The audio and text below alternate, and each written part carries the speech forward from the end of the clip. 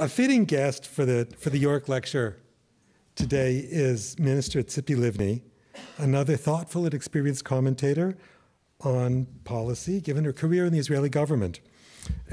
Also fitting that she's a veteran, today on Veterans Day. She outranks me, she's an officer. A lawyer by training, Tzipi Livni is the former Vice Prime Minister of Israel, a former Minister of Foreign Affairs, and has held a number of other ministries, including the Ministry of Justice, and was Israel's chief negotiator for peace between Israel and the Palestinians during the last two rounds in 2008 and 2013 of negotiations. She's held other ministerial positions, including the Minister of Regional Cooperation, the Minister of Immigrant Absorption, the Minister of Housing and Construction, and the Minister of Agriculture. Until January, Minister Livni was the leader of the centrist parties, including the largest party in Israel, and the leader of the opposition as such. She's fought for the values of the State of Israel as a Jewish democratic state and staunchly defended its democratic nature. She's a leading supporter of peace between Israel and the Palestinians based on the principle of two states for two people. Minister Livni today will address us today on security for Israel and her neighbors, challenges and opportunities. Please join me in welcoming Minister Livni. Thank you. Thank you. Thank you, Eli, for the introduction. I want to say in advance that I was Minister of Agriculture for 3 months, so don't ask questions about this. And it tells nothing about my talents, the fact that I had all this ministry. It tells everything about the poor system of elections in Israel. Rachel, the way you represented your family and your father was so touching, wonderful, and inspiring. And for me, I mean, I listened and I felt in the end of what you said like I knew your father, and I didn't. And I would like to acknowledge before I start another friend of mine that made this event possible, and this is James Jameson, who is sitting here. He's not only a friend. I mean, it's one thing to be successful in life. It's a completely different thing to make it possible for others to do their own success, to support young entrepreneurs, to share with them your insights, and try to make the world a better place to all of us to live in. And thank you for your friendship and the opportunity to have this event.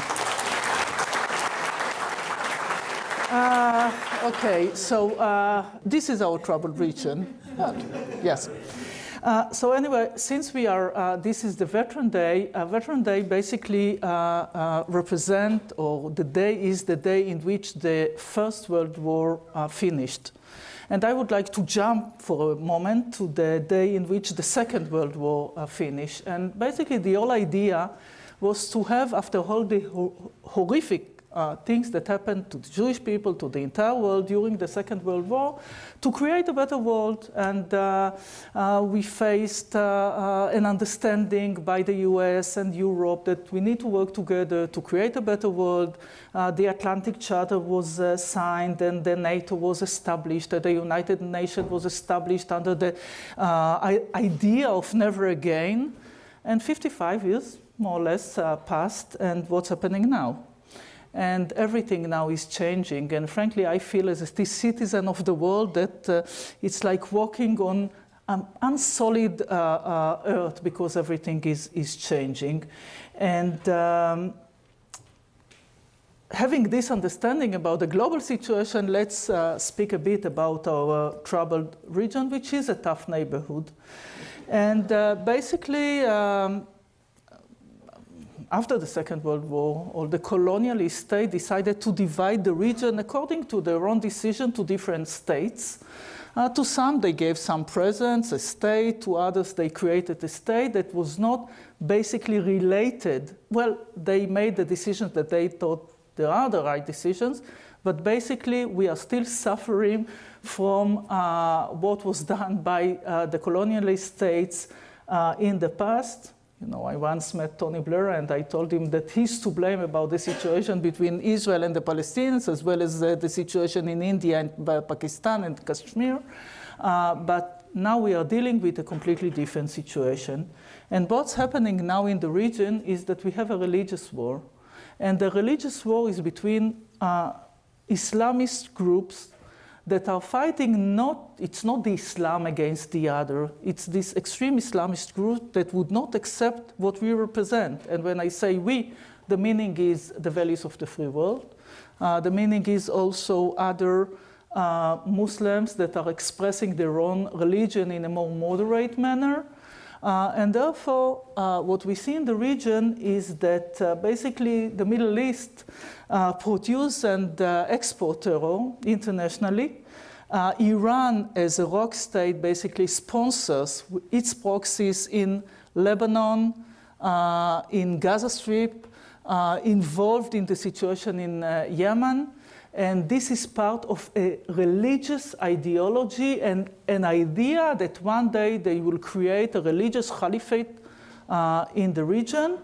And this is a threat not only to Israel, but to other Gulf states that represent I don't want to enter into Sunni Shia, but basically this is part of what we see in the region, that Iran represents the Shia extreme ideology, religious ideology, against all the rest.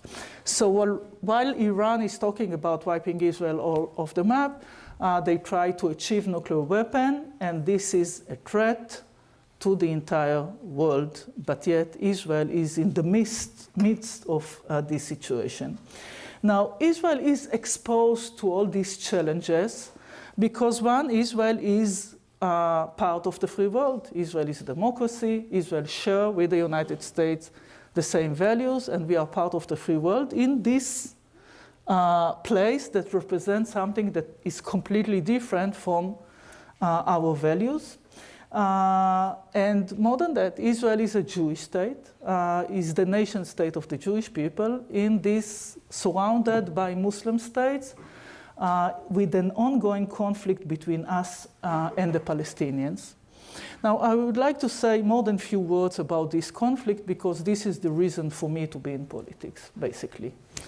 And, you know, talking about, well, you spoke about your father, I thought about my parents, and I think that instead of just giving speeches, I will share with you some of my family stories in my family. So my parents came to Israel long before the State of Israel was established. They came to Israel in 1925, like young children. Both of them decided to join the Irgun, the Etzel. It was a group of freedom fighters that fought for the establishment of the State of Israel against the British Army, the British Mandate, that was in this tiny place between Jordan River and Mediterranean Sea. Both of them met while robbing a British money train at night. My father, with other guys, stopped the train, and my mother, with other two fighters, took the money, put it in nylon socks, and put it around like they're pregnant, and they took the money, not to their pockets. These are days of corruption, not at all. It was in order to buy a weapon for the Irgun. And both of them were in prison, not in the same operation, but in different operation. My father was in Accra prison and was in charge on the operation that broke out of prison. And my mother escaped from jail in something that for many years I thought that this is a kind of a fairy tale. I mean, when I grew up, they didn't tell me stories about Red Hood or Snow White. It was about my father in prison, my mother in prison, and the way they escaped. So the story of my mother is that she asked somebody when she was in jail to inject her milk, and this created the effects of a disease. They took her to a hospital. They thought that it is appendicitis. So when they left the room and washed their hands in order to operate her, she jumped from the second floor and escaped. So for many years I thought that it's impossible, until I met somebody who told me that his father was the guy that injected the milk. And later I met somebody, an old lady, who told me that one day she heard somebody knocking at the door and my mother was there with the hospital robe. So why I tell you all this? Because they believed in Greater Israel. They believed in the rights of the Jewish people on the entire land. The symbol of the Irgun was Greater Israel. And Greater Israel meaning, you see this tiny place, meaning Israel on both sides of Jordan River as part of a biblical, historical relation between the Jewish people and the land of Israel. And they got married. They are the first couple that got married the day the state of Israel was born. Both of them came out of the underground. And I share this with you not just because this is really a great story, but because according to their request, they asked us to tattoo on the stone on their grave the map of Greater Israel. So they believe in the rights of the Jewish people on the entire land, but then in 1947, the United Nations decided to solve a conflict. And the conflict was between those Jews living in this tiny place between Jordan River and Mediterranean Sea, and Muslims, Arabs living there as well. And the decision was to create two states. One a Jewish state, the state of Israel, and the other was an Arab state. And for my parents, on one hand, it was a great idea to have the recognition of the international community on the establishment of a Jewish state. But on the other hand, the idea was it was a partition plan to divide the land into two different states. So with mixed feelings, the Jewish organizations, which was basically the future government of the State of Israel, decided to agree and to embrace the United Nations resolution, while the Arabs decided not to do so and attacked, and this was the first war, what we call the independence war of the State of Israel. And I'm telling you this because the debate, which we have also now in Israel, it's basically the same.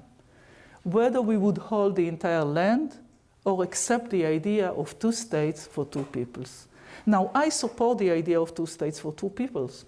And you were talking about your father, whether it was a change of mind or having more and more understanding what needs to be done. So I believe in the rights of the Jewish people on the entire land, but I do believe that the only way to keep the values of Israel as a Jewish democratic state and to have a Jewish majority within this tiny place and to live in peace with our neighbors is by trying, anyway, to achieve peace with the Palestinians based on the idea of two states for two peoples, that each state gives an answer to national aspiration of different peoples. And when I'm being asked, not to say sometimes being under attack, how can I, what your parents would think about you speaking about dividing the land, I share this story. When I decided to join politics, my father was not alive, but my mother was, and she was really a great warrior.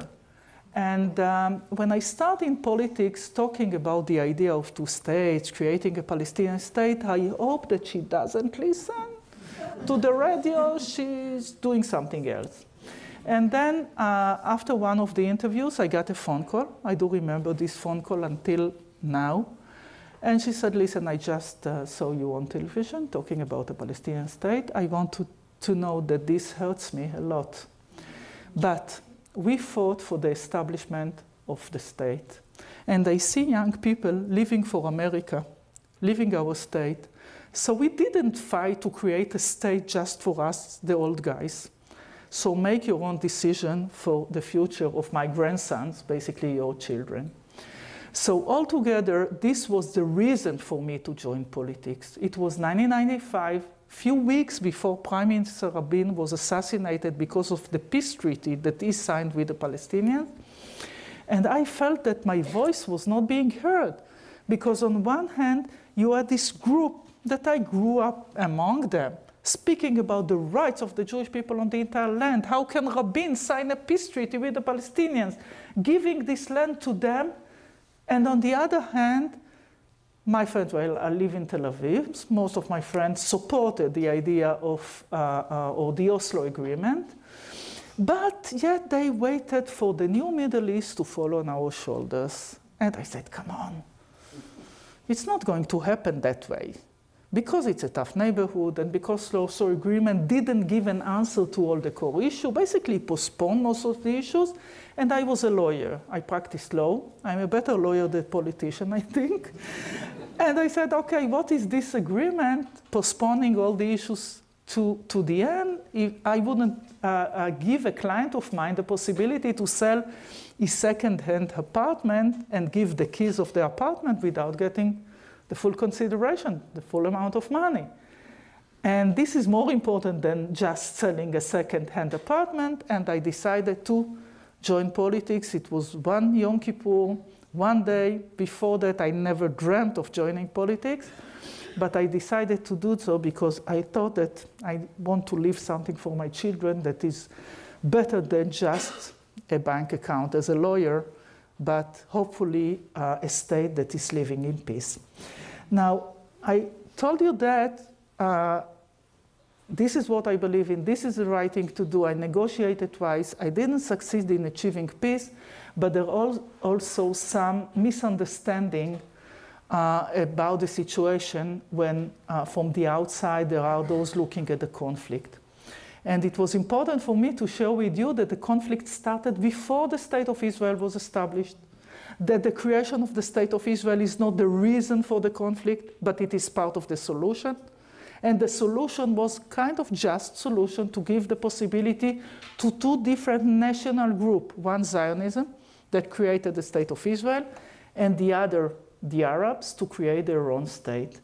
And this is a national conflict that's still going on, and it's important to say that this is national conflict, unlike the religious conflict that we are facing. Because religious conflicts are unsolvable. It's not about borders. It's not about something that I can negotiate. It's about who we are. It's about the way we express our faith and our values. And therefore, it's very important, I believe, to try and solve the conflict before it turns into a religious conflict. And it can turn into a religious conflict. Jerusalem. It's the most sensitive, emotional issue ever. And therefore, I believe that time works against those believing in the idea of two states for two peoples. I believe that this is something that reflects an Israeli interest. It's not a favor to the Palestinian, nor a favor to the Arab world, or not even a favor to the President of the United States, any President of the United States. But let's take again a kind of a look at the region from a bird's-eye point of view. And let's think in a more strategic manner. I mean, to make decisions in this neighborhood, not just telling personal stories, but to decide what is the right thing to do. And when you look at the region from a bird's-eye point of view, basically in the most simplistic way, let's speak about the bad guys and the good guys. The bad guys are those representing this religious war, not accepting the right of Israel to exist or the right of other Gulf states and others to exist in this region. And you can have them being represented as states, Iran, as terrorist organizations that are basically the proxies of Iran in the region, Hezbollah in Lebanon, Hamas on the Palestinian Authority. And when you look at this, on one hand you have the bad guys, on the other the more pragmatic states and leaders. You would say, okay, let's work together, the good guys against the bad guys. And this is the new allies and alliances that we need to have in the region. But it's not that simple. Because sometimes it's not just a state, but sometimes these are organizations that are using the soil of another state. And I would share with you my experience from the first day of the second war in Lebanon. Israel was attacked from Lebanese soil by Hezbollah, which is a terrorist organization and the proxy of Iran. And I was Minister of Foreign Affairs, quite new in the job. All of us were new. It was a new government in Israel. And we met July 12th, and we needed to decide what to do. Now, this is a complicated situation because on one hand, you have in Lebanon, it changed, a legitimate government that is being embraced by the international community. And on the other hand, you have an armed militia that is abusing the political situation in Lebanon and attacking Israel. So what would we do? Should we attack Lebanon as a state? This is the easiest thing to do. But now we are facing what we call an asymmetrical war between states and terrorist organizations. And I got a phone call that night from Condi Rice saying, beware, you don't want to topple this fragile Lebanese government. If you want to act against Hezbollah, that's fine. Rightly so. And this decision made this war more complicated, because now we should look and find where these terrorists are and try to avoid civil casualties. And this happens all the time. In any military operation, you have civil casualties, especially when Hezbollah hide his own missile in apartments. So this is what we faced when we need to make decisions. It's not that easy, the good guys, the bad guys, so let's fight them. And more than that, and this is also connected to what you say, this was the moment in which I understood that just military operation cannot work. I know that there are those saying, also in Israel, oh, let's unleash the army. They will kill everybody and we can live happily ever after. It's more complicated than this. And during the war, the first question that I asked when we started this war, I asked the generals, what's the definition of victory when we act against terrorist organization? What is the moment in which we know that we succeed? I mean, we all remember in Israel, Six-Day War, what a victory. But this is not the same thing anymore. And the problem is that when a state is fighting terrorist organization, we want a victory. What they want is just to survive. And the moment in which we stop, somebody would come out of his shelter, say, I won. I'm talking about Nasrallah or another terrorist. This is a moment you feel, okay, so what we've done.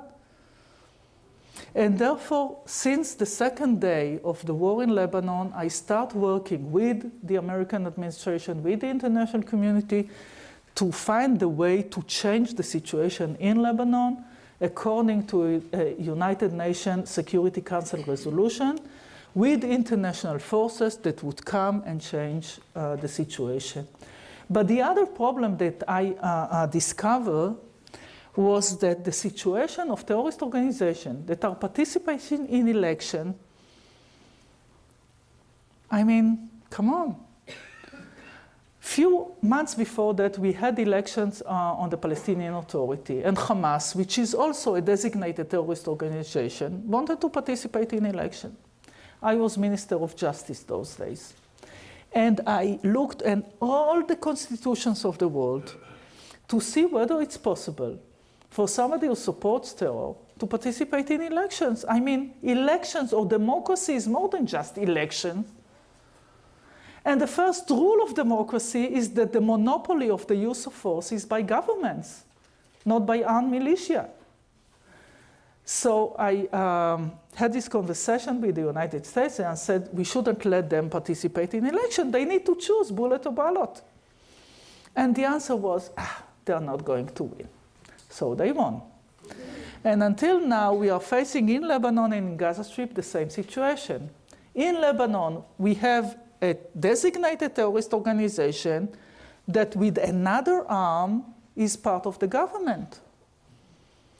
And I don't understand it. How can you legitimize an arm of a terrorist organization, like I'll kill somebody and I would say, no, it's not me, it's my arm. And I tried to convince also those days that we would have a global understanding, a universal set of decisions that those who want to participate in democratic process need to accept in advance certain parameters. One, that the monopoly of the use of force is by the government and not by armed militia, to renounce violence and terrorism, and to accept rule of law. It didn't happen, unfortunately.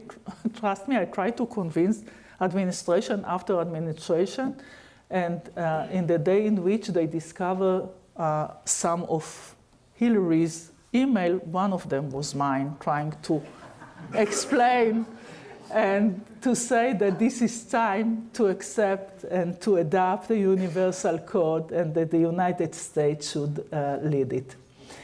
So, as I told you, the good news is that all the other Gulf states, during all these wars and operations, whether against Hezbollah or Hamas, they are on our side. They don't want these proxies of Iran and those that represent this religious ideology to win. But they have a glass ceiling in their relations with the State of Israel. And the glass ceiling is the Israeli-Palestinian conflict.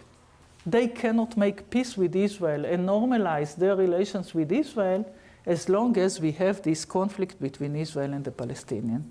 This is another reason, not the major reason, not the only reason, to try and find a solution between us and the Palestinians. Because in 2002, the Arab world put on the table an offer to Israel saying, if you would make peace with the Palestinians, we would normalize our relations with you. So this is another opportunity. If we make peace with the Palestinians, the same day, this is a huge change in the situation of Israel in the region, strategic situation of Israel in the region. The moment is not just peace between Israel and the Palestinians, but the entire world is changing. But unfortunately, looking now, let's have another zoom into the situation on the Palestinian side. I was talking about the good guys, the bad guys, the terrorists, religious, national. We have both on the Palestinian side. On the Palestinian side, we have Hamas, terrorist organization, represent religious war, would not accept the right of Israel to exist, is not willing to renounce violence and terrorism, is not even willing to accept Oslo Agreement, the peace treaties between Israel and the Palestinians. And on the other side, in the West Bank, we have a legitimate Palestinian government I negotiated with, but they are too weak. They cannot even visit Gaza Strip where Hamas is. So what are we doing? Should we wait until we would find a partner on the other side? So the idea is, well, some of you are businessmen here, I think. As a lawyer, as I said, I was thinking about the situation like I have somebody who has a signature rights on a bank account which is empty. This is Abu Mazen, Mahmoud Abbas. He's the head of the PLO, he's the president of the PA, and he has the permission from the entire Palestinian people to sign peace treaty with Israel. Now the bank account is empty. He cannot deliver, frankly, not in Gaza. But since I believe the time works against us, I thought that the best thing to do is to negotiate with him and to find a way to reach understanding on all the core issues, and then the implementation can be in stages. And why is that? Because like in real life, now you have somebody, the next day you don't know what's coming next, who's coming next. And this is exactly the situation that we are facing now. I don't know who's coming next, who's going to replace Abu Mazen and Mahmoud Abbas. It can be Hamas, it can be chaos, it can be others from his own party, but this is the unknown. So it's better to try and reach a solution now. I tried, I didn't succeed, but there was also a moment of new opportunity. President Trump was elected in the United States. In the Gulf states, they were so frustrated from Obama's policy toward Iran. They felt that the agreement with Iran is not good enough. They were thinking that now Trump is going to use some force or to do something dramatic against Iran. They were quite happy. I don't want to say that they danced in the Saudis, but they expected something that would change the situation in the region. And then Trump said in his first meeting with Netanyahu that he wants to make a deal. The ultimate deal, the deal of the century, peace between Israel and the Palestinians. So in a way, there was opportunity here of security and peace. Security when it comes to the threat coming from Iran, and peace with the Palestinians. But then, I was thinking about President Trump on one hand, one day saying, make America great again. When he said it, I thought, okay, that's fine, because make America great again is make America the leader of the free world. Yes, the policeman of the region, because sometimes we need also policemen. This is the situation. But then, when it changed into America first, the meaning is that the United States doesn't want to be involved. And we need leaders. I'm talking about in terms of states. I'm not talking about personals. And the United States for Israel is the leader of the free world. Few words about the relations between Israel and the US. This is a major part of Israel's security, not just because of money or weapon, because when our enemies are looking at Israel, they don't see just this tiny place. They see the United States of America. And they know that if something happened to us, so the United States of America will be there. And this is also something that is very important for Israelis. And why I said that there is an opportunity? Because every peace treaty is based on compromises. Compromises by the Palestinians, compromises by Israel. There is no Palestinian leader who can make an agreement, this kind of compromises, without the support of the Arab world. And now the Arab world, they want Trump to act against Iran. So this is a leverage. He can convince them to help the Palestinians make the right decisions toward peace. And these states really want to make peace with Israel because they understand that Israel is not the enemy anymore. And because they know how Israel is advanced in terms of intelligence and technology.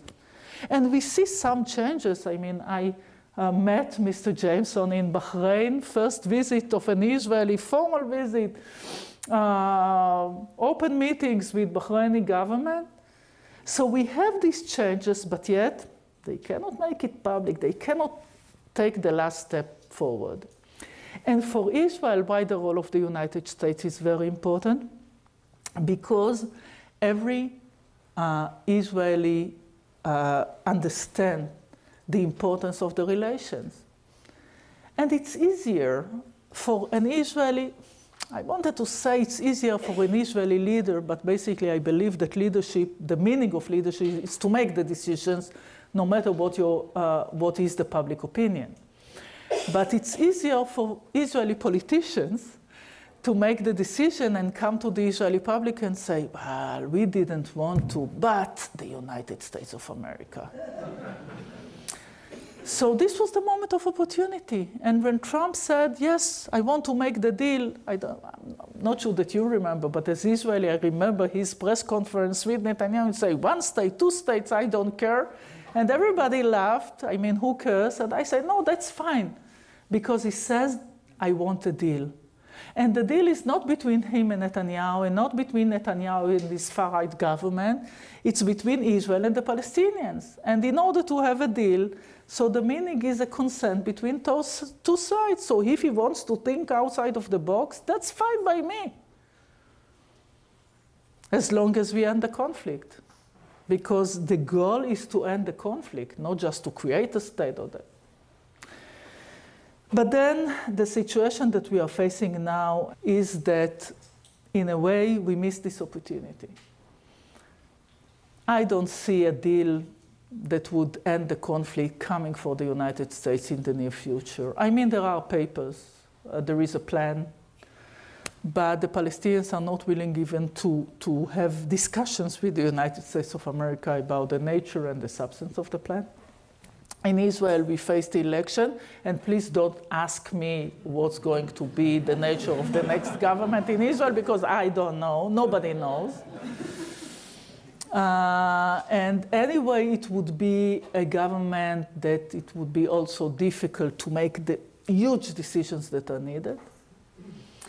And with Iran, at first, Trump decided to pull the US to pull out from the deal. And no matter what you think about the deal, pulling out is one thing, but it should be replaced with a strategy, with a policy. And nobody knows what is the strategy now. And Iran is getting stronger. And when the United States is pulling out from the region, and the President of the United States is saying, I don't want to be the policeman of the world, there is no vacuum. So either somebody else would get the lead, will take the lead, Putin is there, but Russia is not strong enough to replace the United States of America in the region. We can face chaos, or other elements would try and take better positions. And what we see now, at the beginning, we see Iran and we see also Turkey. And Turkey is a strange thing because Turkey is a member of NATO. And now Erdogan just a few weeks said that he wants to have a nuclear weapon, when as a member of NATO you have a nuclear umbrella. And I don't even speak about the way he acted against the Kurds. And this is part of an ideology as well that wants to replace or to go back to the days of the Turkish as leaders and superpower in the region on one hand. On the other, Iran.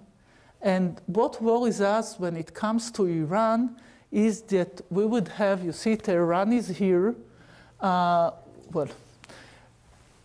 We have Iraq on their way, and in Iraq you have Shia that are working, that Iran controls.